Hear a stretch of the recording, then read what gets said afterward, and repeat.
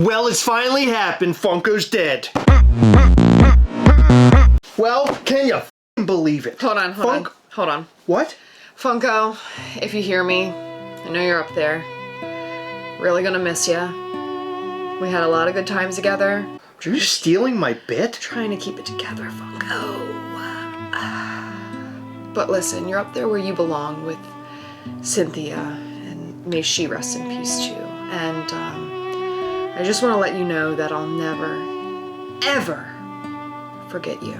Well, by now, I think all Funko collectors have seen this article. This fucking dumb AI article. So this is all fake, although we did look this up and we found that there is some truth here. That Funko basically said they are having a hard time, but I think it's something that they had to let their investors know about. That's pretty typical when you have a public-facing company. But this article is making it seem like Funko is done by next year, but it's not true. So on last night's Gastlecast Live, we talked about this from head down to those little toesy-woesies. They know what I mean. Just a quick recap, Funko many years ago when the pandemic hit, noticed that they could make a lot of money because of all those government checks. So Funko decided to make way more Funko Pops than ever. So once those stimulus checks started coming through, people were spending their money on Funko Pops and other shit they didn't need. Funko saw that as, wow, we're doing great.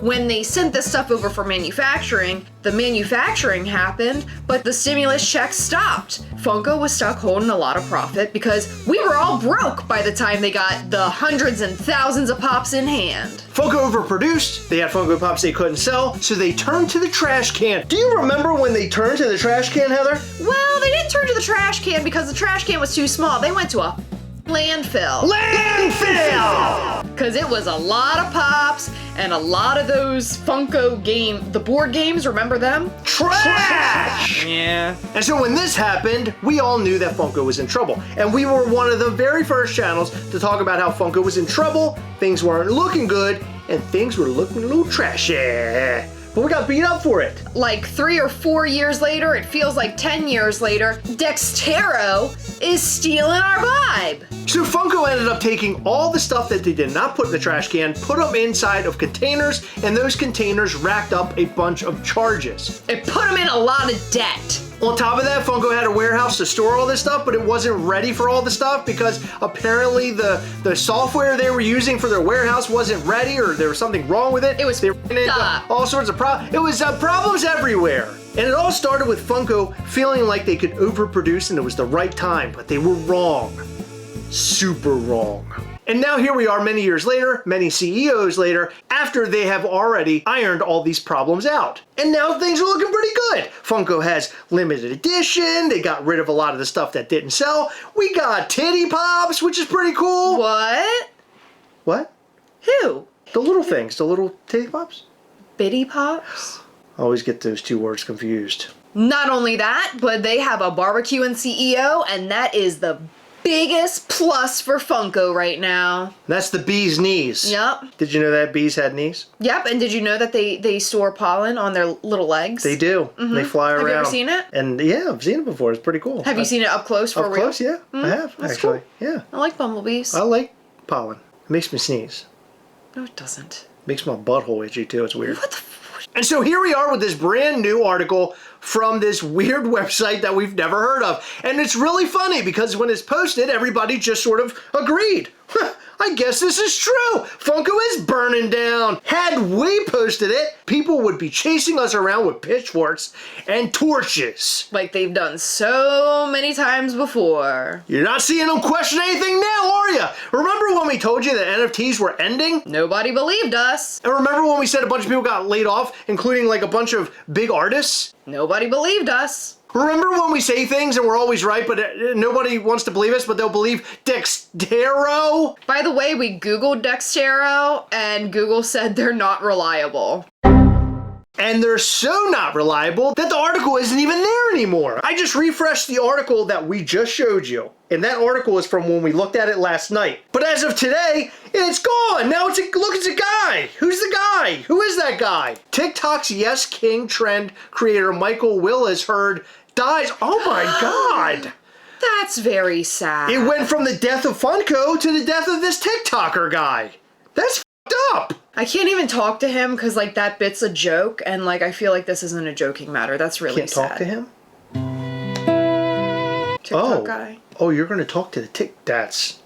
I can't do it. You're disgusting. You took this channel in a very weird direction. So once this shitty article was posted, it was mass hysteria about how Funko is dead. And now the article is gone. So where are we at now, guys? Where's all them people out there that were agreeing with that article and saying, oh yeah, they're the next Beanie Baby. I knew it. I've been knowing that for a long time. Can we talk about that? Because the guy who started Ty is like a multi-billionaire and Funko's not even worth $1 billion anymore. Why would you even use that as a comparison?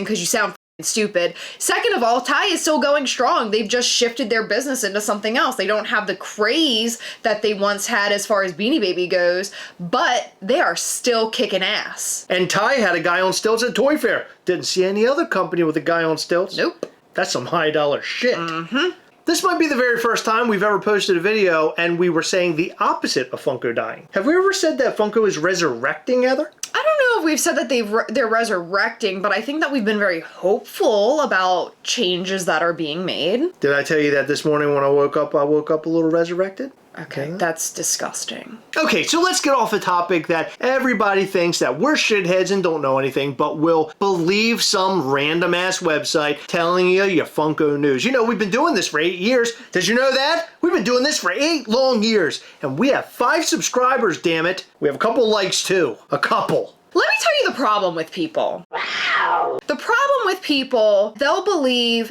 anything that they read on the internet without actually doing any sort of research. Like, people read that headline, they didn't click the article, they didn't read it, they didn't use their comprehension skills to see if it mattered at all. Basically, the article said, these have been the trends, they haven't been making as much money, blah, blah, blah. Well, this is what they reported in their financials to the public. All luxury type items, wants and not needs, are down. The economy is not where it used to be, so people are spending less on things that they want, more on the things that they need to spend them on. I think that what we're seeing in Funko is normal. I also think a lot of it has to do with a result of the overproduction, a result of it turning collectors off. Now they're starting to really hype collectors back up again with their LE. You sound like an old man curmudgeon sitting over there talking about the economy. You been reading newspaper today? All right, so let's talk about clickbait here for a second, because we have been attacked many times over the years that all of our little thumbnails are clickbaity. And I just want to start off by saying, is that the f***ing point? Are you going to watch something that isn't going to make you click it? People do not watch, people do not read articles. They look at the title and they gather all of their information from the title. And that's what happened here. Earlier this year, we made a few videos about how Fun Days was not going to happen this year based off of intel we received from a couple of sources. And they are legitimate sources. The titles were things like, Fun Days is dead. You want people to click your video. In those videos, we said something will most likely happen, but it's not going to be the Fun Days we all know and love. What Fun Days has been for a very, very, very long time, an event held during SDCC. It has been filled with so much fun, so much entertainment, a bunch of fanatics in the same area, food, prizes, giveaways, all sorts of stuff. We said they could possibly hold something at one of their stores. We said that they might do sort of like a booth walkthrough, but it's not going to be the actual Fun Days that we know. Remember there was a guy in the parking lot selling t-shirts? Yeah, that's Fun Days, you're right. To show you how f***ing stupid people can be, people took our headlines or our thumbnails that said Funko Fun Days is dead and they rolled with it. Well, Funko decided to make an event at their Hollywood store called the Fun Days Experience, but was it Fun Days?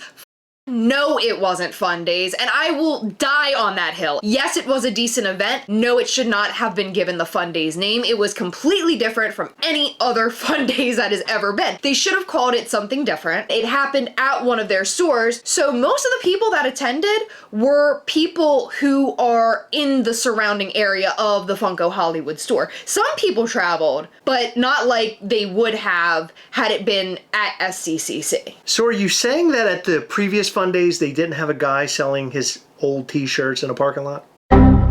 So this year, Funko had to scale back a whole lot, and we noticed that with New York Comic Con, they actually had smaller booth space, and then of course with their Fun Days experience, which wasn't really a Fun Days, they're doing whatever they can to reduce costs, and that's probably the best decision they ever made, and it most likely is the reason why they are around and not really putting out news articles saying they are dying. They're making all the right moves in order to survive. I believe that this article was referencing some lines from their financial reporting, and it was a bunch of bullshit. Yeah, and it was sort of like a scare tactic sort of thing. I didn't agree with it. Additionally, it definitely felt like AI. It's almost as if they asked ChatGPT like, hey, is Funko failing, and if so, why? And then they put it together in an article. It made everybody go bonkers. There for a little while, people were freaking out and thinking, should I sell my collection before things get worse? I actually saw a few comments where people were like, should I sell my collection? 100%, because that is immediately where people's heads are going. A lot of people, believe it or not, unlike us, look at Funko Pop sometimes as an investment. They take these things and they sell them on a secondary market and they make more money from it. If that's something that you're doing, more power to you. But I would never have a financial investment in my collectibles because at any point in time, everything can go south. And we know that from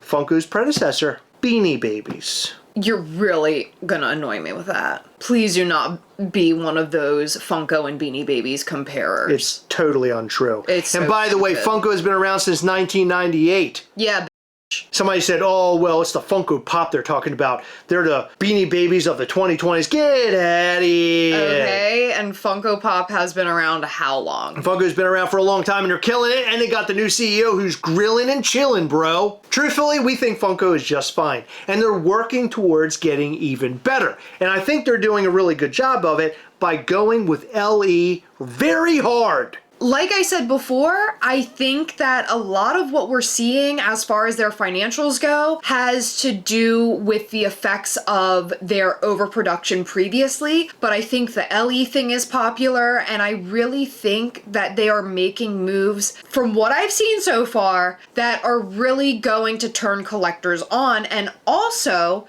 stuff like the Biddy Pops, the Biddy Towns, which by the way you mentioned in last night's live, that there was a really cool commercial geared towards like kids and parents of young kids, where a kid's like putting together the town. That's going to entice non-collectors to play with their toys, introduce them to Funko, but they're also doing the LE thing for collectors. You know what's funny? There is a weird parallel here with Beanie Babies, because Beanie Babies were no longer super collectible, but they're selling a ton of Thai products, like little stuffed animals and everything. Is that the way Funko may go in the future? Who knows? But at this point, we know that they're after the collectors with their limited edition stuff, and then they also have this other arm where they're reaching out with their little titties. And I think that is fantastic. You mean babies. I can't wait to see what Funko does next. The toy part and the collectible part of Funko can live in harmony. You got me resurrected again. Can you stop?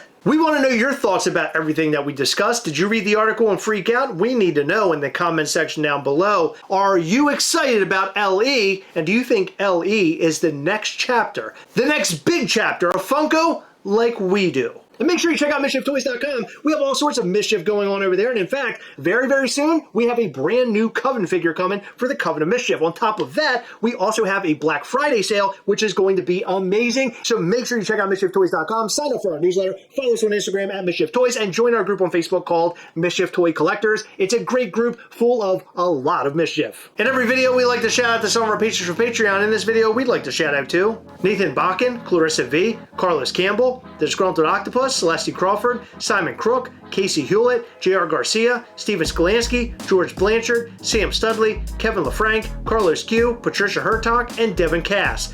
Thank you guys so much for your continued support. We appreciate all of our patrons. You guys rock so hard. Check out our Patreon at patreon.com/Gastlecast. We have a great time every single month. And this past Saturday, we hung out with our patrons. We did a bunch of giveaways, showed some upcoming Mischief toy stuff, like a brand new Mortem figure that everybody absolutely loved, and much, much more. It was a great time. You should join up now. It's as low as $5 to be a part of the call, and as low as $10 to be a part of the giveaways.